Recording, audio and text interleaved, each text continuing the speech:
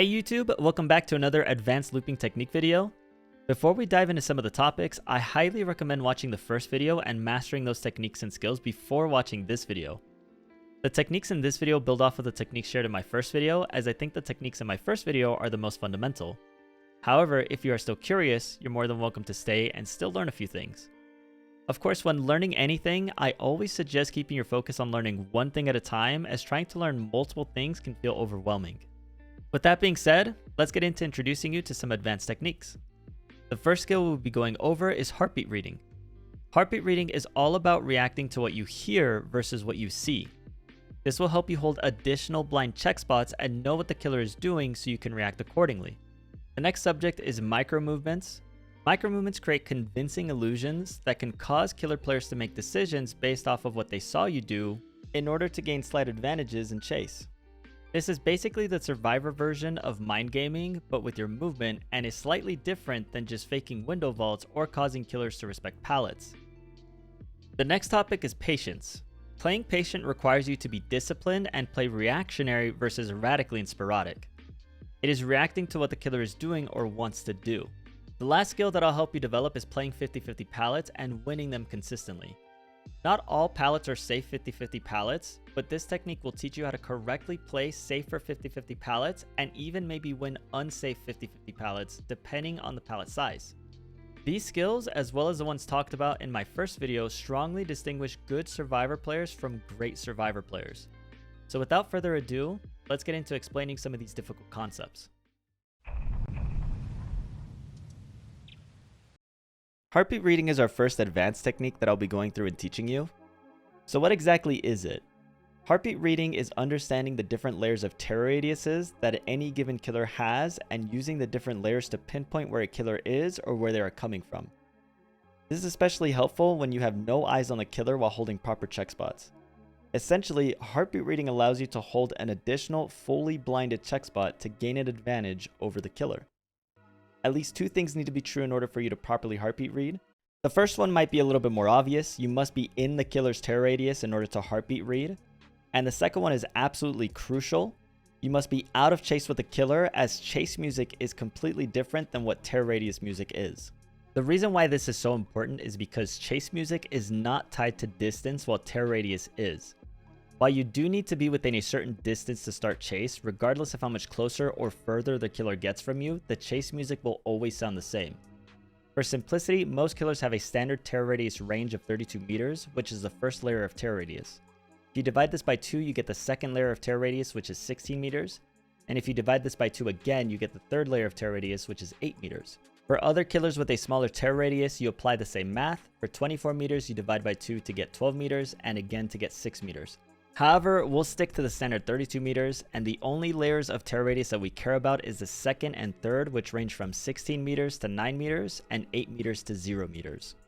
To properly heartbeat read, this requires you to have a deep understanding of walking, as you will need to walk to stay out of chase. Avoiding chase is somewhat impossible sometimes, but knowing how to lose chase is the key that unlocks your ability to heartbeat read. If you need a refresher on walking, you can watch the previous course. To train your ear a bit to what this sounds like, let me walk you through and have you listen. When first learning to train your ear, I highly recommend turning on the visual heartbeat, which you can do here, as it easily indicates a killer's terror radius. This is the first layer of terror radius. We are currently within 32 meters to about 17 meters from the killer. This is what it will sound like when we are this far away from the killer.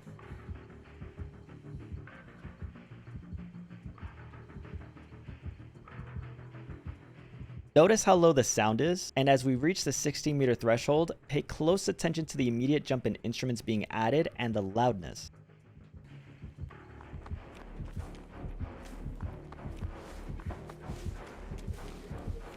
Hopefully you were paying attention and you can tell the difference between the first layer of terror radius and the second layer of terror radius. This is currently the second layer of terror radius, meaning that we are within 16 meters to about 9 meters to the killer. And just like we did the first time, pay close attention to the immediate jump in instruments being added and how the music changes as we enter the third layer of the terror radius.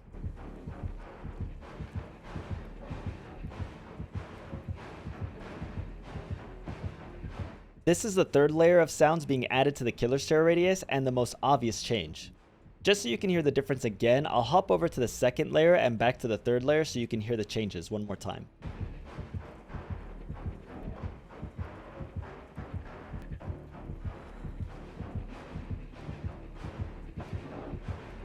This skill scale is a bit higher in actual application, so let me teach you how to utilize it to gain an advantage. Please note that this example is extremely watered down, but Shack is the perfect place to teach this concept. We're currently holding this corner check spot and can only see 2 spots. What if the killer comes through the killer shack? Shouldn't I hold a better check spot? What if I told you we don't have to because we can just heartbeat read the killer's movement into shack? Pay attention to the growing and dissipating layers of the killer's terror radius in these custom games that I set up. We'll first show the killer moving around the outside of shack before I show you how to heartbeat read the killer moving into shack. The first one, you'll see the killer moonwalking to the corner, and you can easily see them coming even if moonwalking by holding this check spot. Note the terror radius change. This second one, you'll see the killer moonwalk all the way around shack and appear at the other corner, and we can again easily see them coming by holding this check spot. Note the change in terror radius.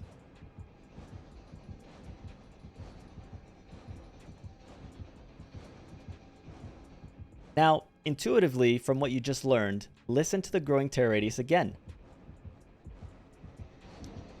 If you had to guess where the killer is, where is the killer now?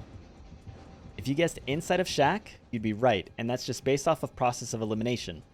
We don't see him at either corner, but hear a loud third layer of their terror radius. This is the essence of heartbeat reading, and there's a bit more to learn. Before I break this clip down, for educational purposes, pay attention to only the terror radius and listen to it get louder or softer while we play around this dropped palette.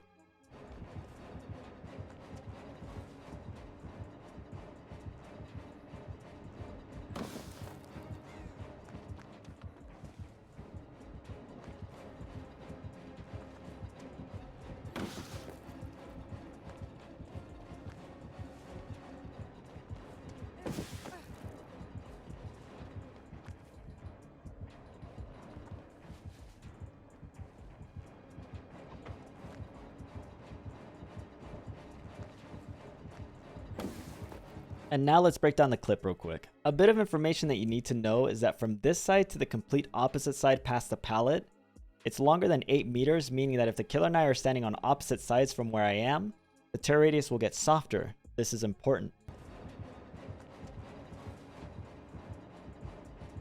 If you've been paying attention here, you'll notice the constant loud third layer of the killer's terror radius. At this point, I don't know if they're on the other side of the wall near the pallet or holding the corner, but what I do know is that they are somewhere on the other side of that wall. So we wait. Here I can hear the terror radius dissipate into the second layer, so I know we are corner to corner at the furthest points from each other.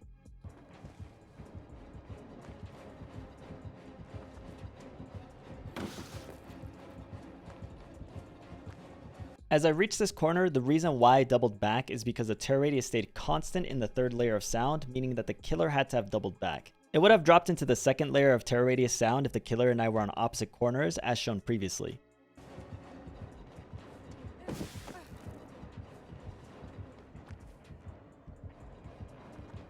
Notice how the terror radius got quiet here again as it goes back into the second layer. This tells me that they are doubling back and might mind game or commit to a side. But I only need to hold one angle with my eyes and listen to the rest.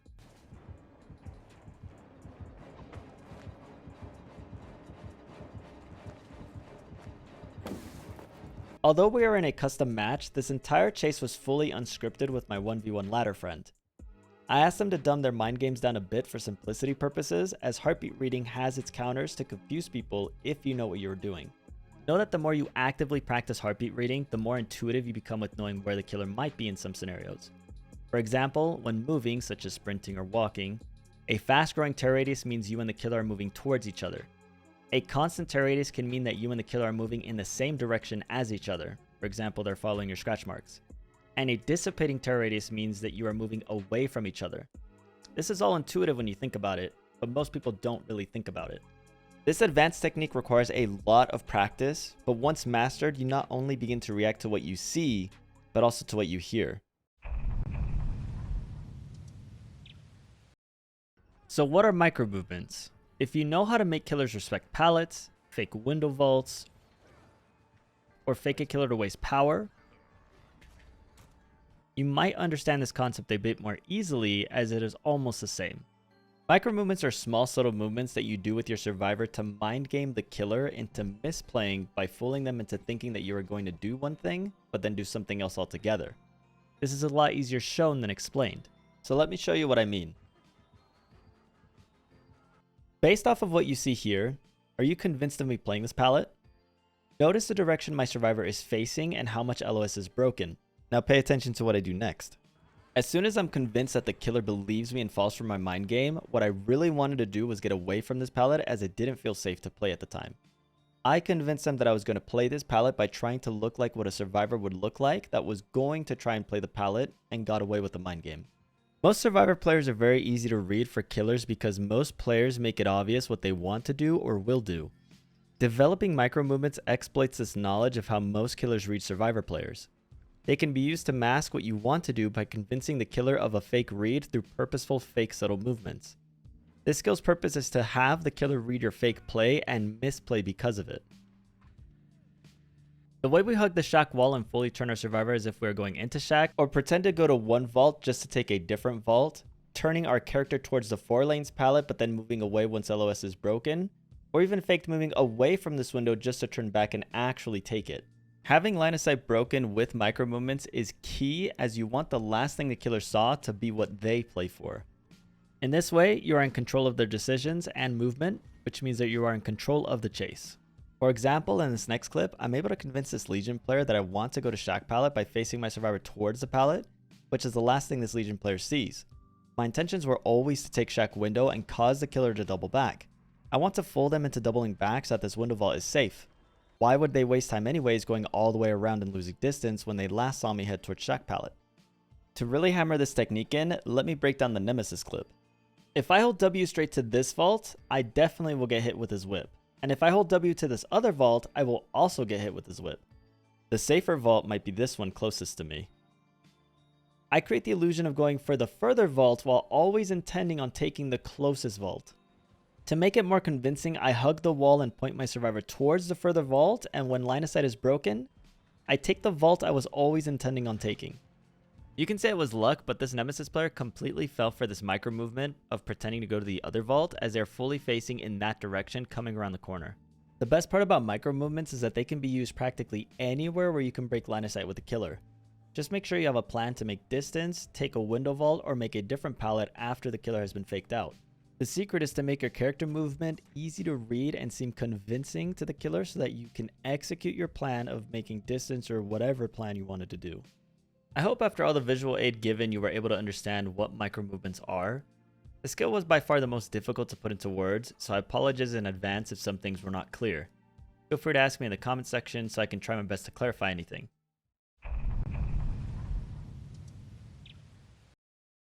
This next topic is about being patient, and it's a lot simpler and shorter than the other topics discussed. Patience matters most when you arrive at a very bad palette or are about to vault a window. Immediately vaulting every window that you come to or pre-dropping any unsafe palette can put you in losing situations. Developing the skill and discipline to play patiently will reward you with longer chases. As a rule of thumb, you will almost always want to vault a window as late as possible in case a killer decides to mind game, and will almost always want to play for a stun on really bad palettes. First, let's talk about patience with window vaults. If you have a good understanding of spacing, this one should be fairly easy. It's okay to commit to a vault when the killer does not have options to mind game right away. In this situation, the killer committing to go through the palette eliminates mind game since doubling back is too awkward now, and the current spacing means I always safely make this window. Essentially, I don't have to worry about the killer's decisions. The moments where you want to play more patiently is when the killer is in a situation where they can mind game and have multiple options available to them. It's always best to be in a position where you can react to their choice instead of having to predict or assume what they might do. This is the key to playing patient, and here's an example. Moments like these are what I'm referring to. If she commits, my choice is easy, I vault. But what if she doesn't? Waiting to see what she does guarantees I play this window correctly every time, and learning to recognize these situations, playing patient, and developing a good reaction time will win you more chases. Here is the same scenario but with a different window. She can easily still step into shack or pretend to not go in and then quickly double back last second. Note how I run all the way to the window and still don't vault. Because I didn't lock in my vault early, I leave my options open to react to their decisions. Disciplining yourself to be patient in pressing your key or button to vault on the last possible frame is an important advanced skill that you need to develop in order to control chase. With that being said, don't get frustrated. It takes time to develop a calm and patient reactionary playstyle and to control panic-like tendencies. Now let's move on to playing bad pallets and why playing for stuns is always going to be the best possible outcome. If you pre-drop a bad pallet, the chances of taking a tag are very high since a killer can double back faster than you can start or end your vault animation. If you play for the stun and stun the killer, you create so much more distance as the killer has to wait out the stun time and then walk around the dropped pallet to continue chase. If you stun and get injured through the stun, you were already in a high risk of getting tagged situation anyways, so you have nothing to lose as it was already most likely the outcome. If you win a stun on a bad pallet, your next goal is to make distance while the killer is recovering from the stun. This is why playing for the stun is crucial, as this is your only window to escape and hopefully make something else. So let me teach you how to increase your chances of winning in this situation. Notice how we always keep our eye on the killer and maintain control of the pallet. Control of the pallet means we play in the pallet. It is a lot easier to play unsafe pallets when we control the option to drop or be patient. Being patient means that we are reacting to only the killer's movement. Playing in the pallet is the safest way to play bad pallets. And sort of like window vaulting, where you wait for the last possible frame to vault the window, we do the same thing here with pallets. As soon as the killer tries to swing through the pallet or they're within stunning range, we try to stun. For players really trying to step up their game, learning to be patient is very crucial as it lengthens chase and leaves your options more open when looping. It's something that you need to actively practice, and there are no shortcuts to learning.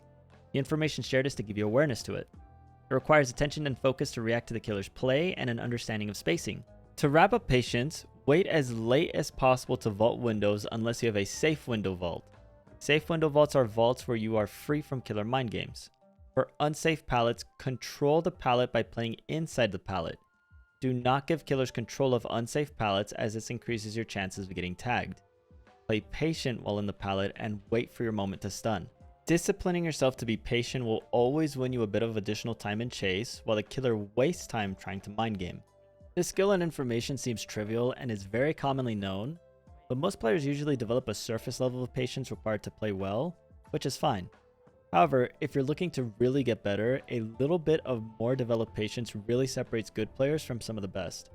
Extremely good killers are so good where they will test your patience to the point where you will make mistakes, unless you learn to be reactionary and disciplined with playing patient. So how do you win and play 50-50 pallets? For safe 50-50 pallet play, you need to understand how to hold 50-50 check spots. A 50-50 check spot is a spot on the filler pallet where if the killer crosses halfway through this threshold, you will always vault the pallet. You need to be patient and watching to see the killer pass these points, and you will always be safe if you vault when they cross these 2 points. On this example pallet, the maximum distance the killer can swing and get a hit if you don't react or vault is here and here. So these are also the spots that we will always vault whenever they cross these thresholds. Also note that some killers don't allow for this type of play, as they have some anti-loop mechanics such as artists that prevent you from playing dropped pallets anyways. But learning to play 50-50s on pallets is still very important against most killers. It's also important to avoid being in chase while playing 50-50 pallets, because as soon as a killer develops bloodlust, it's the difference between getting tagged and avoiding a hit altogether.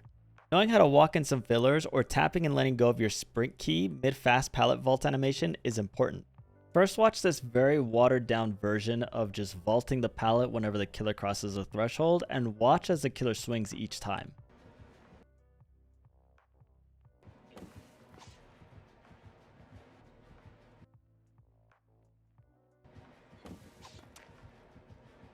Now watch what this actually looks like when a killer is trying. Take special note that I am only vaulting when I see them cross the threshold, and see how the killer is never able to catch me. It is very important that the spots you choose have enough distance between them that when the killer doubles back, you end your vault animation before they can cross the other 50-50 check spot point. This is the secret to playing 50-50s like a pro. Watch this next example from a live game. If he passes this, I vault onto that side.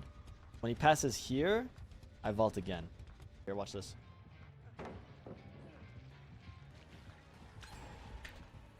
Ready? You just play it. You just play the gen. As soon as she passes the gen, when I vault this. Learning to identify these 50-50 check spots on every single pallet that you play is very important and key to winning all of your 50-50s. Note that this truck has basically the same 50-50 check spots as previously shown from the Coldwind clips. Be very careful to not panic or pre-vault until the killer crosses thresholds. I got very lucky with my ping and that the killer didn't swing earlier. I lost that. Oh, I still didn't lose it. This Macmillan pallet is known as the God Rock and is a common and fun 50-50 pallet to play. Vault when the killer crosses this tree attached to the rock. And vault again when the killer crosses this tree. As a rule of thumb, you will always want to place a killer on the longest side of the filler pallet you are playing, as the shorter side might not give you enough time to vault fast enough when the killer crosses thresholds that puts them in swinging distance. In order to do this, just run around the long side of the loop until the killer chases you around that side, and now you are in position to play 50-50 vaults more safely. Here's an example of me using the Chucky Shadow to play for a stun and win a few 50 vaults that aren't really 50s when I can see their shadow. The shadow, you guys see the shadow? You guys see the shadow, right? It is a bit off topic, but since shadows were mentioned, you can use a killer shadow to know what they are doing in other situations as well. Here I know the blight isn't holding the corner because I would have seen their shadow. Also note that not every single pallet is 50-50 playable, but they still can be fun to try and play if you throw in some micro movements and bait vaults. If you're ever caught on a really bad pallet, the only way to win them is to play patient on a 50-50 vault and hope you guess correctly to vault as they swing. The fatigue from the swing is the only thing that will give you enough distance to make something else. Hopefully this tip with identifying 2 points on a filler pallet and knowing a killer's swing distance will help you better develop the skill to play 50-50 pallets correctly. Some 50-50 vault check spots on some fillers or tiles are already really well known. However, the more you practice, the more you can instinctually just know these spots on any given pallet, even if you don't have the exact spots memorized. I also hope it will help you play other harder pallets a bit better, especially when you mix in some patience and some micro movements. It's hard to go into depth with some of these concepts as there can be thousands of scenarios, but I hope that I was able to create a foundation for you to grow off of and learn so that you can advance your skills in looping. I will create more guides in the future, but I think I will be focusing on the macro gameplay aspect to help people on varying levels to learn how to play as a team. While individual skill is very important, knowing the macro part of the game is also just as important, so this is what I'll be focusing on in the next guide. I'll also make guides on killers like I said, but these may take some time to develop as I genuinely care about the quality of these videos in terms of giving correct information and simplifying it so anyone can learn. Consider subscribing if you enjoy this type of educational content, and also to be notified when I post my next video as well as other looping videos. Remember to like this video if you liked the video, and comment your favorite part about the video and anything new that you may have learned. And with all of that being said, I'll see you guys in the next one. Take care.